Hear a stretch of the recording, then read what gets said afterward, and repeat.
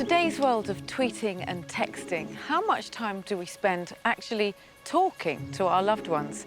Really sitting down and listening to them? If we did it more, we might be surprised by just how much they reveal. I'm Amanda Holden. Welcome to I've Got Something to Tell You.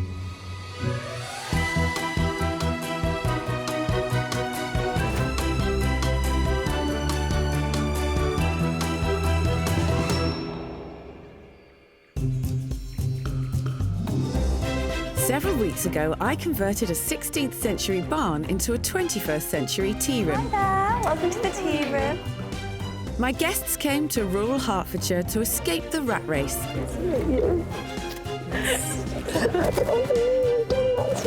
And have intimate and heartfelt conversations. Just say it. Just say it. 7 years bad sex. That's like my story all over. Yeah. But it was no ordinary tea room, and they were no ordinary diners. Every one of them had an extraordinary story to tell. I've got something to tell you, Mum and Dad. Oh my God. Or a surprise to reveal. Was it like this? You didn't tell me that. Oh, no. Tonight, I look back at some of my favourite conversations. Oh, I'm shocked. I really don't know what to say to that. And see how a trip to a simple tea room You need to tell me now, Michael. Tell me now. changed some people's lives forever. Go on, who is it? Oh, yeah. My God, when?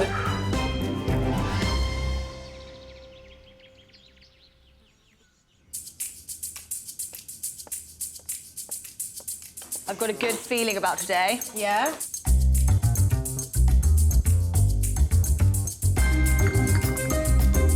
All gravy, baby. All gravy.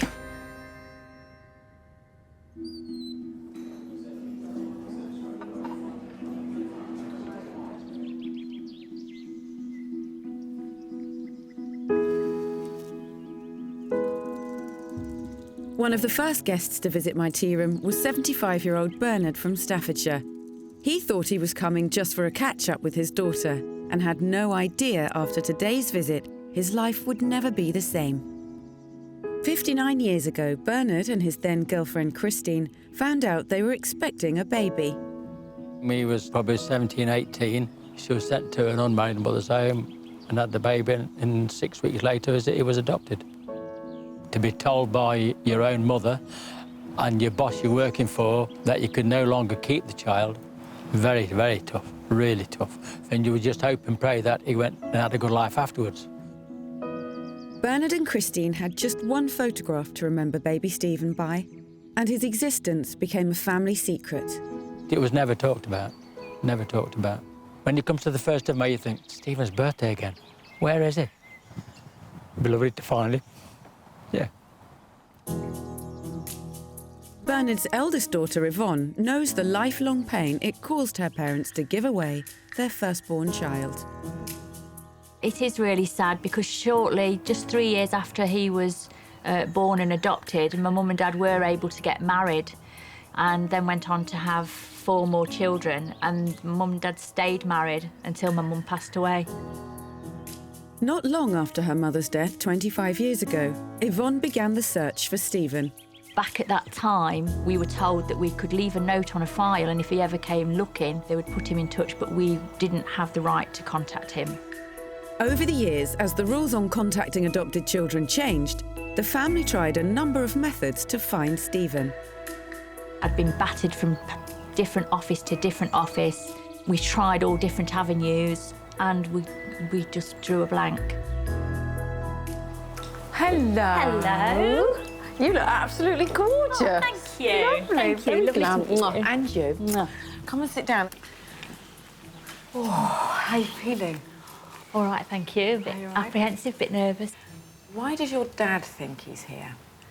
My dad thinks he's here to have afternoon tea and spend some time with his daughter. Nice.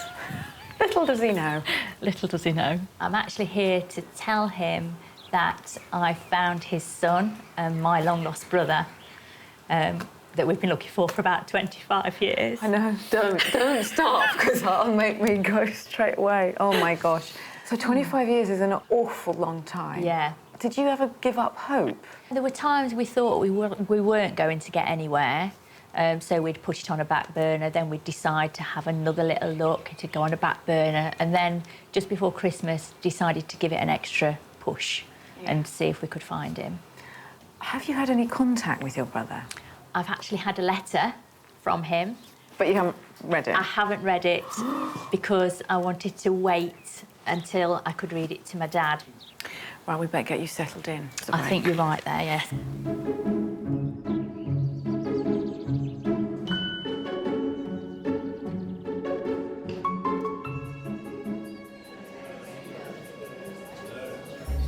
So it's your table. Oh, hello. Hello. Fancy seeing you here, eh? Hey.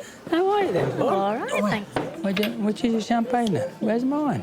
You just have to wait and be patient. You can just look at mine. What's for dinner then? Champagne.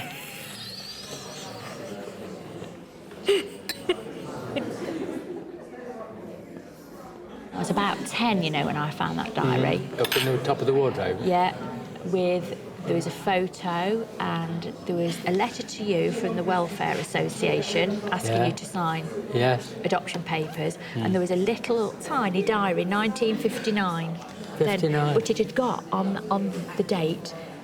Christine had a baby boy. It had got the weight, I believe, and his name. When I found that, you kind of opened it, put it back, opened it, put it back. Obviously, your mum didn't know you was there. No. I never told her till I was about 17 or 18. I said, did you have a baby boy in 1959 called Stephen? She kind of went mad at me and she just said, you shouldn't be poking into things that don't belong to you. And I knew at that point, conversation over. Ended. And that was it, subject closed. It was obviously too upsetting for her, so I never mentioned it again. I never mentioned it to you because I didn't know if I might have the same response. Well, no, because, well, I don't know. It may have done it. You May don't have know, done do you? back then. But them days, it was taboo. But yeah, that's how I found out, being a nosy 10-year-old.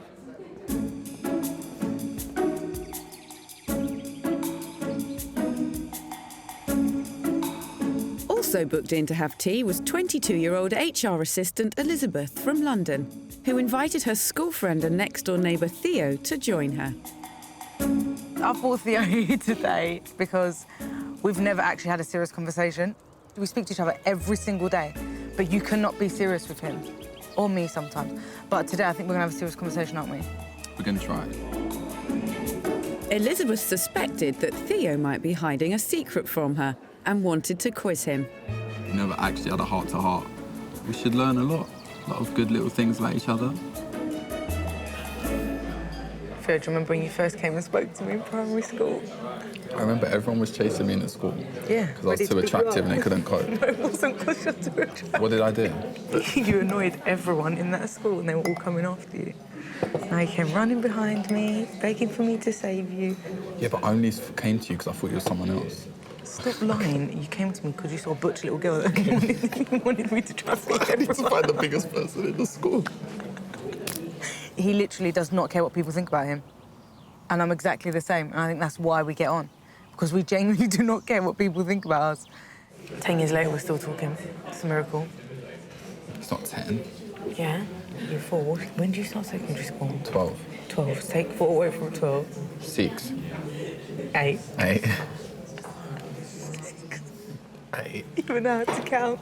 10 years will be 18, 92, 81, 82. Yeah. It's going to be our 15-year friendly anniversary. Is it? Yeah. 15 years? Yeah. It hasn't gone quick. I spoke to my auntie Marg, and Marg told me that Mum kept refusing to sign the papers for weeks. She kept saying she wasn't going to sign them. That's right, yeah. And we were trying to decide all sorts what to do, How to where get to go, to keep him. how we're going to get to keep him, where we're going to live. You know, the money just wasn't there. No.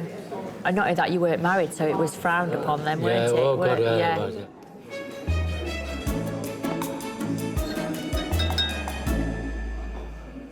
Right, on a serious level, Yes.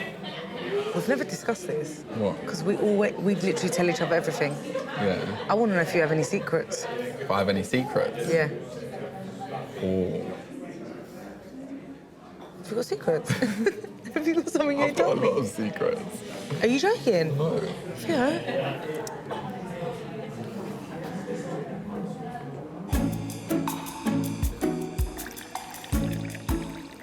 So I go to the hospital and, like, you have to see a triage nurse first. And she's like, what's wrong? And, you know, like, people's coming in, they're dying. And, like, I have to explain to them I'm up in the hospital because I've got a noodle stuck in my finger.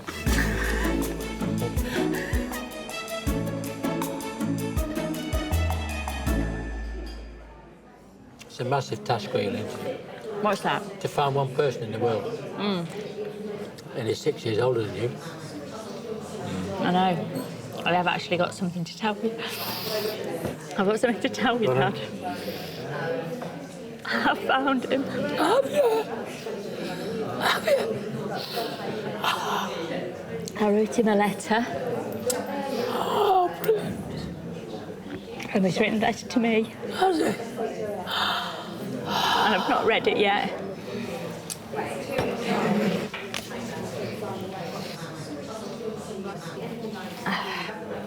His name? It ain't Bernard, is it? No. It's Pete. Oh, no. Dear Yvonne, how nice it was to receive your letter today. As you can imagine, it was a bit of a surprise after 57 years of being an only child to discover that I was the eldest of 5. It is really lovely and heartwarming to find that our mother and father actually went on to marry after I was born and had further children. They must have really loved each other. It may sound a bit of a cliche to say that I had a happy and loving childhood, but it is absolutely true. I grew up from an early age, always knowing I was adopted. You're right. Now, a little bit about my family. I have been married for nearly 21 years. I have a grown-up son and daughter, but no signs of weddings or grandchildren on the horizon at the moment. I'm really looking forward to meeting you all at the start of this new and exciting time in our lives. I have to warn you that there will be hugs, kisses, and more than likely a few tears. Oh, yes. And there is my sense of humour, which we'll all have to put up with. Yours, Pete. There you go. 57 years I've waited for this. I know. And now I And found I'm it. just glad that you've got it, Dad.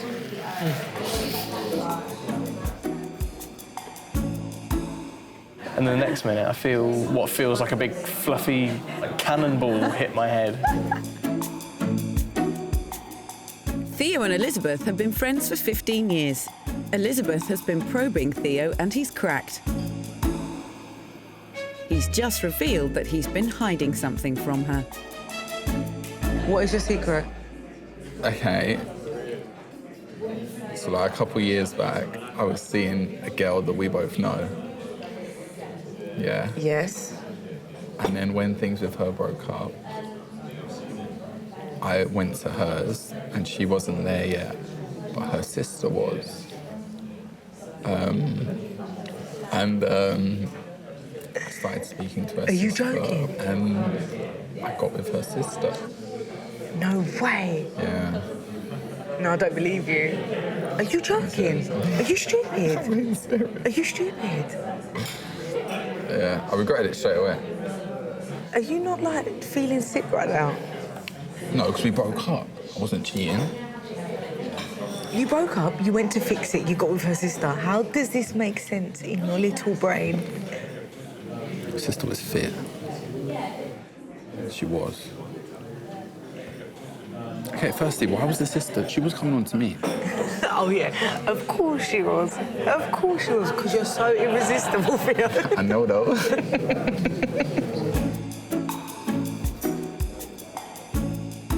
Do you have any secrets? I've got no secrets.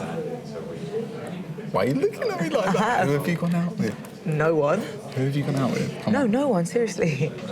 No, I actually don't. I tell you everything, you know. I know. I literally tell you everything.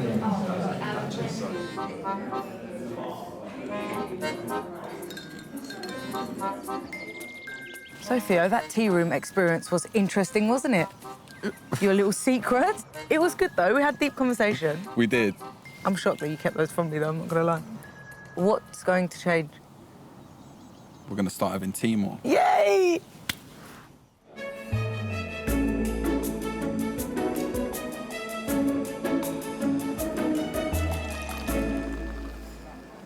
So what's the next step then? We've got to find out where he lives. Does he want to meet us? You get to meet your son today. He's here today.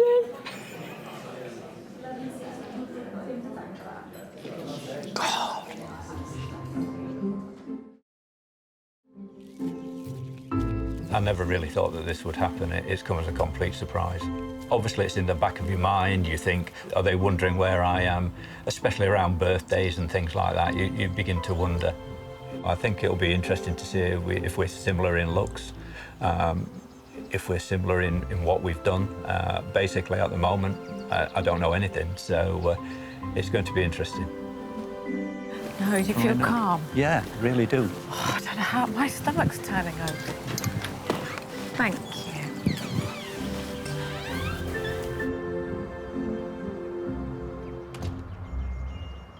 Ah, very good. Very good. Bernard, Yes. I just want to introduce you to your eldest boy.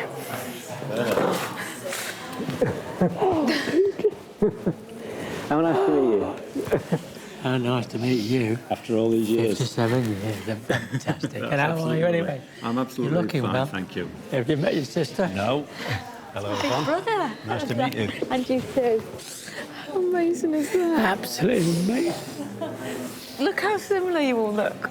Strange.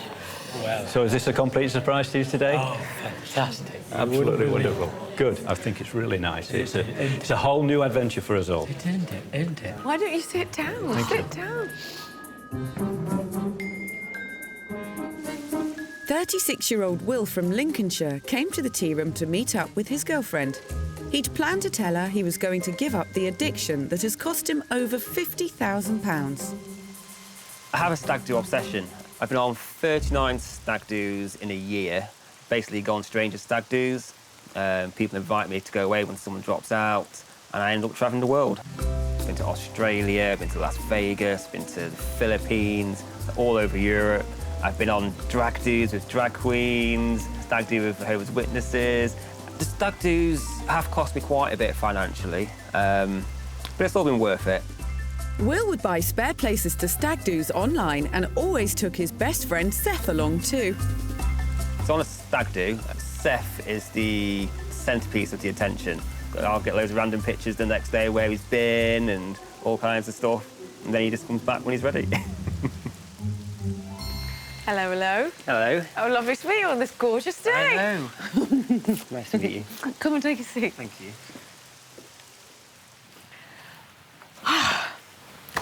Will, Hello. who have you brought to have tea here today? I brought my girlfriend Abigail today. OK, and what is it that you're going to be telling her? Well, today I'm going to tell her that I'm going to give up my stag do obsession. But there is a massive reason why you're doing this. Yeah, so after I tell her this, I'm going to ask her if she will marry me today. Oh, my God. And she won't be expecting that at all? No, I don't think so. I think it's going to be a massive shock. Oh, fantastic. Well, I'm not going to stop you. Let's go. Thank you.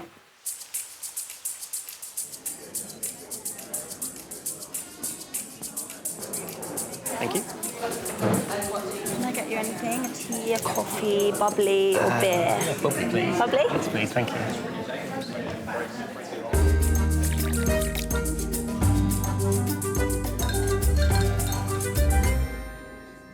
There's your mum, look, Peter. Gosh, I can see a similarity there. And what was my mum called? Christine. Janet. Right. This is me. Wow. That's little Pete. Yeah. Marianne, Yeah. the youngest, and Denise. Yeah. Bearing in mind at the time when you was born, we was on about £10 a week between us. Yeah. The sad thing is that they never wanted to give you up.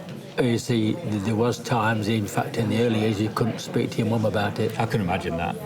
She wouldn't have. Well, you can imagine why, really. She's given one of her children away. You've got a family together. Yeah. And it really must have hurt. She only actually spoke about it really must have hurt. when she knew she got a terminal illness. She spoke to her sister at length about it, and she just said it was just about the sadness of being an unmarried mum. So she had spoke about it. I can imagine that. It must have been frightening, difficult, and hard to do, and very emotional. Must have been. Honestly, Bernard, there's no animosity or ill feeling about this whatsoever. Good. None at all. None so whatsoever. The reason I never came looking is that I didn't know that you'd gone on to get married. You may have separated, brought up your own families, not knowing of my existence. Yeah. It could be like throwing a hand grenade in a room. Yes, of course. And it could ruin lives. But this is going to be fantastic for us all. It Tell me about really it. is going to be fantastic. You're so much like Pete. Am I? I can't believe I'm talking to you. You're my sister, and you're absolutely lovely. Thank you.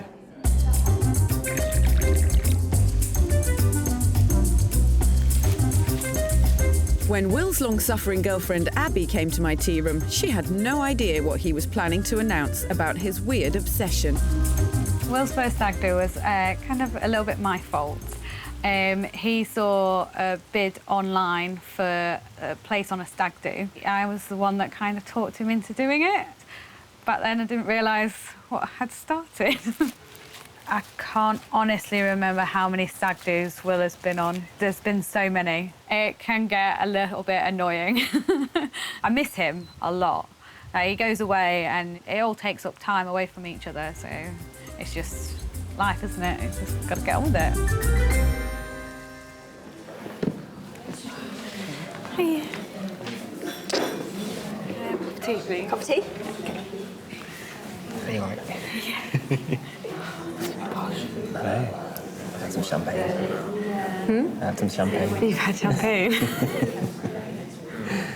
Thought you'd have beer, you know? I was going to have beer, but then I thought after the weekend... Being your man thing. I'll be a bit more civilised today. All right, then. OK.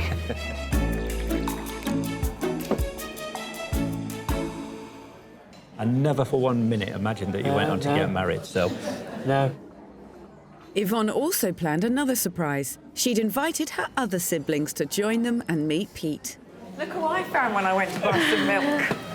Hello. Hello. Pete, Mary and Anthony. Hello. Hey. Lovely to meet you. Excited. I get off this video. Oh, there we go.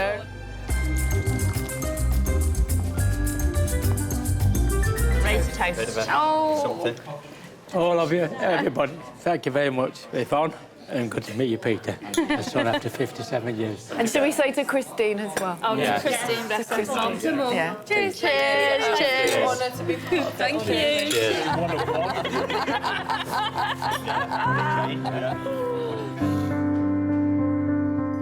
How are you both feeling? Absolutely wonderful. Shocked. I could not believe after all this long time I'm sitting the opposite side of the table to my eldest son. Yeah. It's as though we've never been apart. It's absolutely amazing, and I'm It's sure we're going to wonderful. have happy times ahead. What would have Christine have thought, do you think? She'd be the same as me. She'd be the same as me. Yeah. She wasn't there no more. And you're planning a barbecue? Yes, for Father's Day. Oh, don't. It's going to be good, isn't it? We sat down and it's as though we'd never been apart, really. We just gelled straight away. Fantastic. I've got all my 5 children, all back together after 50-odd years. This is a fantastic day.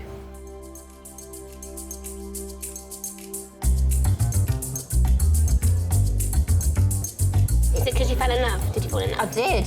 And then what? Yeah, I got married there. Did you? Yes.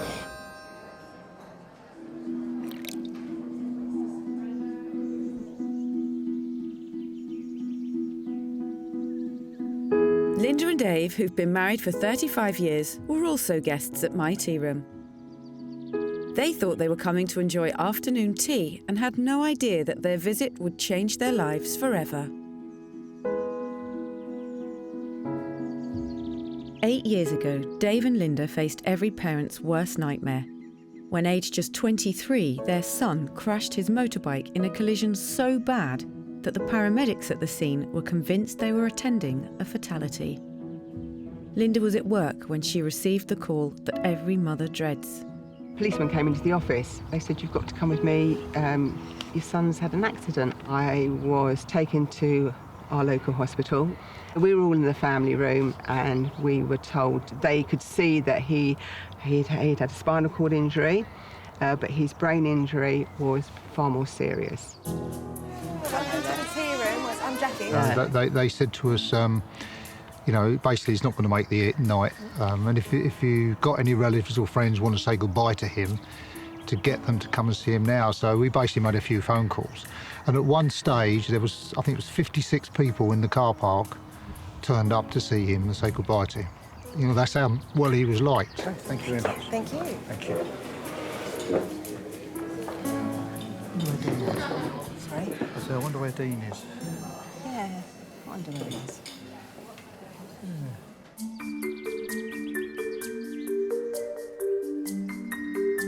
Miraculously, Dean survived the accident, but with injuries to his neck, back and brain, he was paralysed from his stomach down. Life has changed for me from the 23-year-old young lad that I was to being a wheelchair dependent, trying to get on with my life. One of the big stumbling blocks to the family's recovery was their lack of knowledge about the crash itself. They knew nothing about what actually happened to Dean and his bike, or if anyone was there to help him when the accident took place. We were both told we got post-traumatic stress disorder, reliving what happened on that day, having thoughts of him laying in the road or injured. Lots of things flashed through your head. Dean arranged to meet his mum and dad at my tea room, but didn't tell them he'd secretly organised a surprise. Dean, it's absolutely lovely to meet you. And today you're going to be having tea with your mum and dad, Linda and Dave. Why do they think they're here? Honestly, they've got no idea. So they're kind of in the dark and clueless. So tell me why they are actually here. Well, I brought my parents here today to meet Gary, who's the senior ambulance officer who attended my accident on the day back in 2009, and I think they're going to be pretty shocked. And he basically is the one that I mean, I know lots of people helped save your life, but he started the domino. Yeah, exactly that. So it'd be incredible for me to meet him. Yes, because I was going to say, you haven't met him yourself. How do you feel? When I first found out I could get in touch with him, I was just nearly shed a tear. Of course, well, you would. He saved your life. Yeah, he did, and it's thanks to him that I've been able to get on with things. How do you think your mum and dad will react when they meet him? I think my mum and dad are going to be in complete shock. Thank you. Hello, Dean. How are you? Thank you. All right, mate? Yeah, I'm good, yeah. Can I give you a kiss? Oh, is that my tea? That's my tea. Yeah. Have you got Here's some milk here. Do you want some? Oh.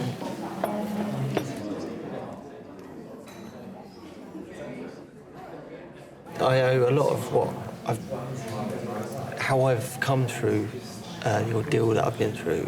I owe it to you both.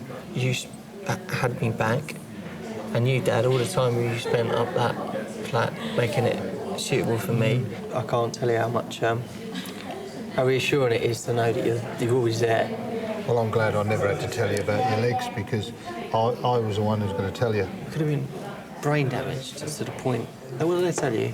The Dean you knew isn't coming back. They told us that. They said right. The Dean that walked out that door that morning will not be the same Dean. You are not Dean that walked out that door. No, and it gets to me because of the brain injury I had. But Dean, I just can't help. I'm doing everything I can. No. But actually, you know. Dean, you're a better Dean. You're a better Dean because you've been through a real life-changing experience that's made you a better person.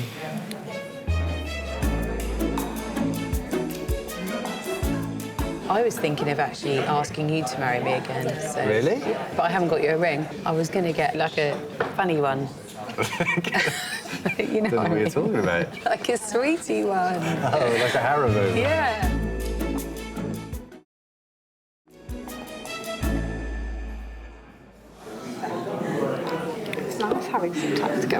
You're always off Airports. somewhere doing, you're always at an airport or FaceTiming me. It's nice to have you in front of me.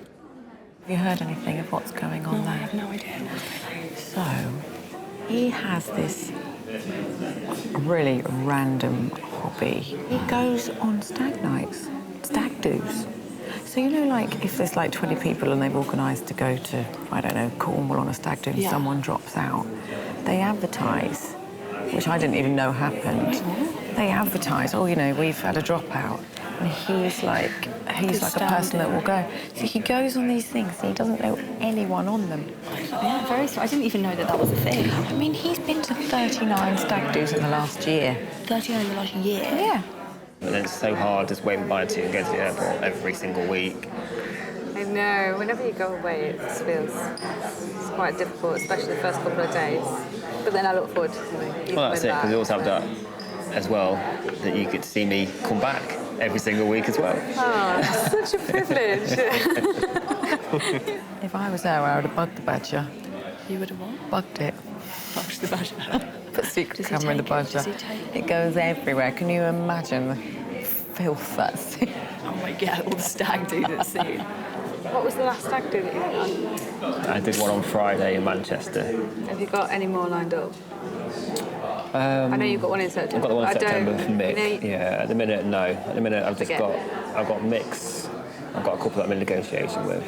He just tells me that, like, a couple of days before, you'll get a message off someone, last minute space on a stag do. Can you come, mate? It's nice that you've made more friends and you're enjoying yourself. That's it. I just miss you. I just miss the time I get to spend with you. Beautiful friendship.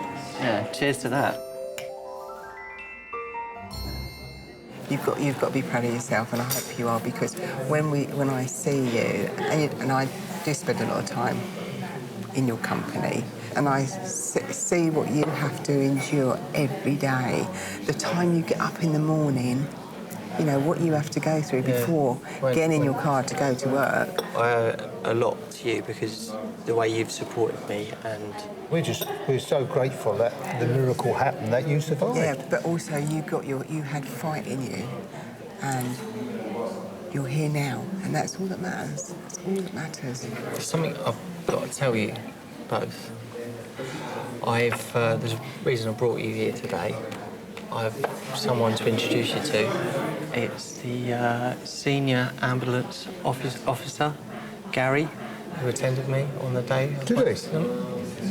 Yeah, how do you feel about meeting him? Yeah, a bit emotional, to be honest. You don't have to. You don't have to. So you don't have to. No, I haven't. Does he? Yeah, Joyce.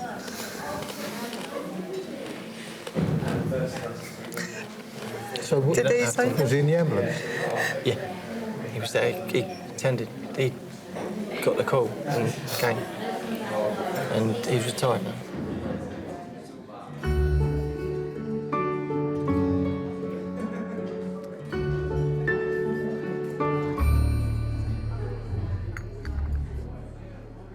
When I'm with you, sort of pushes above my weight quite a lot, and you bring me up a bit. It makes me feel good. I love Abby so much. She's changed my world. She's made me so happy. She's made me become the person that I always wanted to be. So yeah, I was very grateful the day that she walked into my life. You do make me feel good about myself. You always tell me I look pretty. You always look pretty. That's why. Abby, I've got something to tell you. You got cake. I've brought you here today to tell you that I'm going to give up my stag do obsession. I want to spend much more time with you. I've had a year of fun, and that's it. That's going to put the stag do's to bed. Really? Yeah. Oh, that would make me really happy. Would it? Yeah. Everything all right, ladies? Thank you. Service all right? Brilliant. Lovely. Okay, well, if you need anything else, just ask.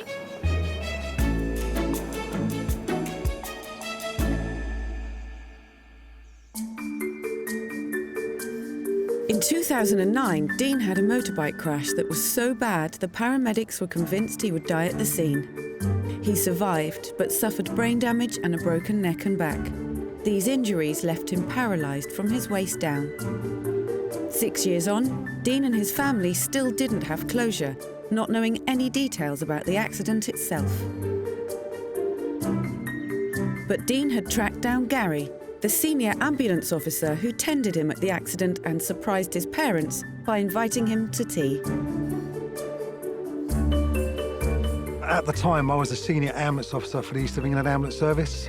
I was in the ambulance service for 30 years and I've dealt with numerous serious and sadly fatal injuries. On arrival that day, I honestly thought that Dean wouldn't make it. Neither Dean, Dave or Linda had met Gary before, and this was the first time Gary had seen Dean since the day of the accident. It'd be tremendous to see Dean. It'll be a bit emotional, to be honest. You know, I know what went on, but for the family, they may have questions for me, you know, about what actually went on. So it'd be nice to put a bit of closure, not just for me, but for family and Dean as well.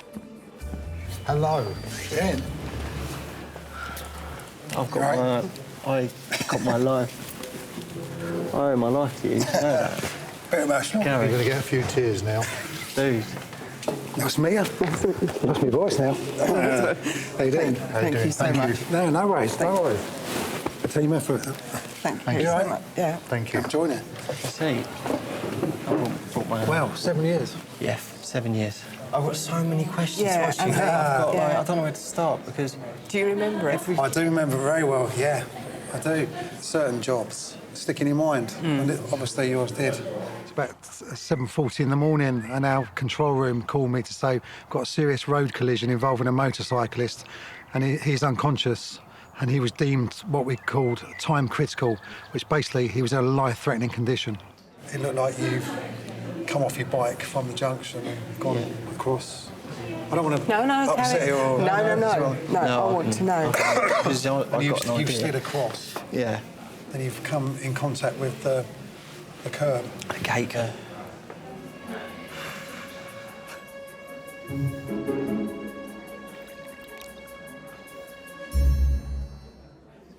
I'm very happy that you're not doing any more stag do's today. Are you? Yeah. I'm going to make you really happy. It means I can spend a lot more time with you. I've actually got one more thing to say to you. Oh my God.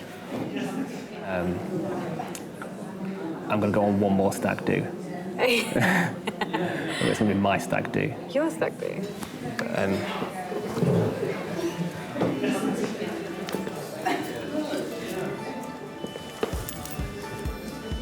You mean the will to me?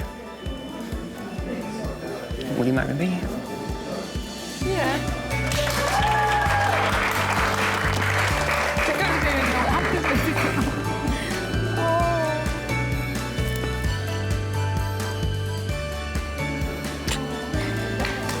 Silly.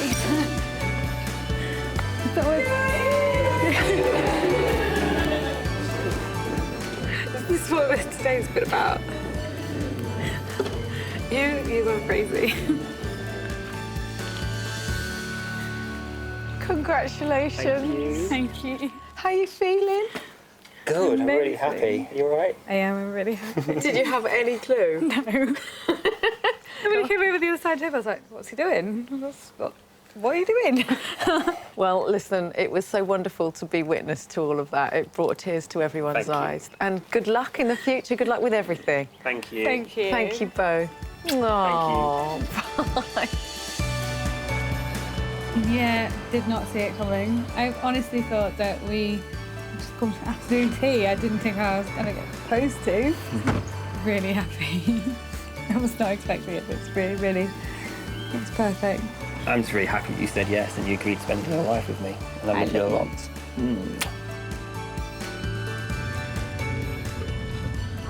Hi, Mum. Hiya. I've got something to tell you. Oh, yeah? What? You know, I went to afternoon tea with Will today. Yeah. Well, it's just asked me to marry him. Oh, my God. Whereabouts was I in relation to them? Had I bounced off? Oh, it was I just think you there. just stopped where you was. You were No stationary. way. Sorry, that's a bit... No. Cue, maybe. No, I need to know. I do need to know. To have a bit of closure. Because I thought... That's what I said today. I think it's nice for all of us to put closure to it. It is, because we actually don't know what happened.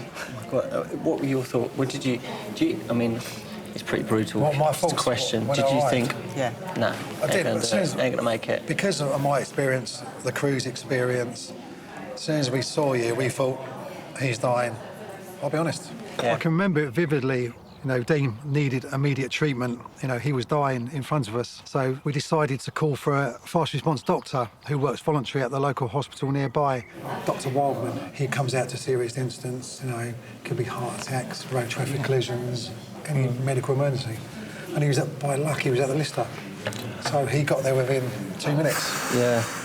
Yeah. So the crew's rapid response, myself, Dr. Wildman, you know, so we was all there within a couple of 3 minutes, 4 minutes. The doctor, he was able to anaesthetise Dean at the scene, using advanced life support skills. Obviously, the speed of the crews, myself and the doctor getting there, no doubt saved Dean's life. He was put to sleep at the scene. Shut up. Yeah. What? So where you landed, that's where you were treated. On the day, you must have been going through hell. Coming to the hospital, I came from Harpenden, so I came past the scene. And I see all the police cars and I see the road was blocked, and I thought, of course, there's a bad accident here. There must be a fatality, because they don't shut the road unless there's a fatality. And as I came round the roundabout, his bike was leaning up against the roundabout. Did you recognise it straight away? Yeah, straight away, I knew it. We are so thankful. To know that we've met someone that actually saved his life is just... It wasn't just me, there was a crew there. Dr. Wildman, if we can get us all together, we're going to meet up at a pub or somewhere. Yeah, that'd be really nice. Should we make our way out? Yeah, that was lovely. Come very, on, very thank nice. It's meant the absolute world to have met Gary today. I owe my life to him. I can't tell you that enough. I wouldn't be here if you hadn't looked after me, tended to me on the day. Nice one, guys. Thank you. It has brought closure to answer the questions that I've had. Where was I when you arrived? Who was there? How the sequence of events unfolded. And it's thanks to you that I've made it this far, and I'm here. So yeah, it's just overwhelming. It was nice to just have a general chat, you know, and talking to Dean, and then when Gary came in, that was awesome. You know, Yeah. You're right. Sorry. It's just very emotional because, you know, for all the time, we wanted to see someone who was there with him, because all you see is your child. You think of your child laying in the road all smashed up. But was there someone there for him? And obviously, Gary was there. It's hard to describe with words, you know. The last time I saw him, he was basically dying in front of us. You know, so to meet his parents and see this man. Started reading. You're right.